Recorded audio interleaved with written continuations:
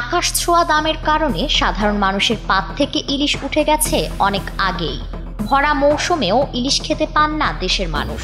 এতদিন বলা হতো ইলিশ কম ধরা পড়ায় দাম এতটা চড়া, কিন্তু এবার অনুসন্ধানী প্রতিবেদনে উঠে এলো দেশে ইলিশ পাচারের ভয়াবহ তথ্য। যে চক্রের কারণে বিশ্বের সবচেয়ে বেশি ইলিশের দেশ হওয়া সত্ত্বেও এক টুকরো মাছ প্লেটে তুলতে পারে না বাংলাদেশের অনেক মানুষ। দৈনিক যুগান্তরের এক প্রতিবেদন জানিয়েছে, দীর্ঘদিন ধরেই একটি আন্তর্জাতিক চক্র বাংলাদেশি ইলিশ বিদেশে পাচার করছে। ভারতের পশ্চিমবঙ্গ হয়ে এই ইলিশ চলে যাচ্ছে তৃতীয় কোনো দেশে। RICL TMX, যুগের পর যুগ স্থাপনা থাকে মজবুত। এতে চক্রটি প্রতি কেজিতে লাভ করছে 2800 টাকা। আর এই পুরো প্রক্রিয়ায় সহযোগিতা করছে পশ্চিমবঙ্গের কিছু অসাধু ব্যবসায়ী।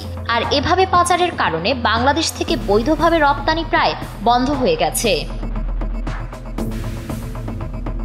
দীর্ঘদিন ধরেই ভারতকে ট্রানজিট হিসেবে ব্যবহার করে তৃতীয় দেশে পাচার হয়ে আসছিল বাংলাদেশের ইলিশ। তবে অনুসন্ধানের পর ভারত হয়ে বিভিন্ন দেশে ইলিশ পাচার পুরোপুরি বন্ধ হয়ে গেছে বলে জানা গেছে।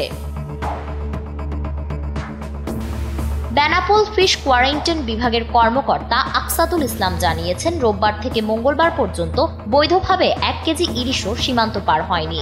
বেনাপোল স্থলবন্দরে রোববার ইলিশ বোঝাই 2টি ট্রাক আসে, কিন্তু রহস্যজনক কারণে পরে সেটি সীমান্তে ফিরে যায়।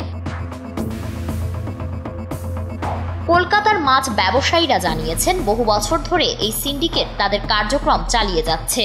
মূলত বাংলাদেশ থেকে চোরাই পথে ইলিশ ভারতে আসে, সেখানে হিমায়িত করা হয় এবং পরে আবার রপ্তানি করে বিভিন্ন দেশে পাঠানো হয়। ভারতীয় বাজারে বিক্রি হয় সামান্যই। যুগান্তরের ওই প্রতিবেদনে আরো বলা হয়েছে, বাংলাদেশি রপ্তানিকারকদের কলকাতায় বিভিন্ন মাছের আড়ত ও ফ্ল্যাট রয়েছে। সিঙ্গাপুর ও মালয়েশিয়ার বাংলা খাবারের হোটেল ও প্রবাসীরা জানিয়েছেন, ভারত হয়ে তারা ইলিশ পাচার করত। এই ক্ষেত্রে চুক্তি করা হতো বাংলাদেশি রপ্তানিকারকদের সঙ্গে।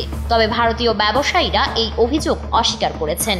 আর বাংলাদেশি রপ্তানিকারকরা বলছে, প্রথম দুদিনে 7000 কেজি ইলিশ এসেছে, কিন্তু খরচ বেশি হওয়ায় আর পাঠানো হচ্ছে না। মূলত দুই পক্ষই বিষয়টি অস্বীকার করছে।